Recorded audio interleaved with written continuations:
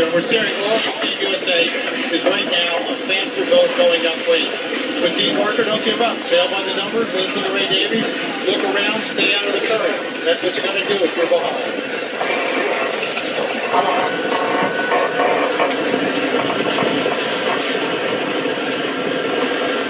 Sure and sure of it.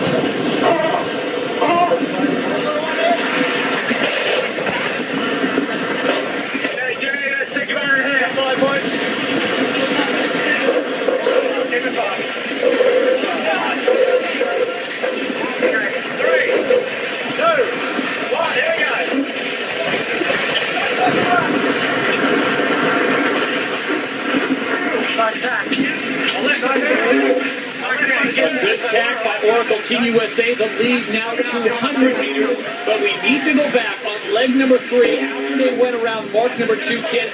There was a potential for a cross. Dean Parker asked Ray Davies how we looking. He said, I think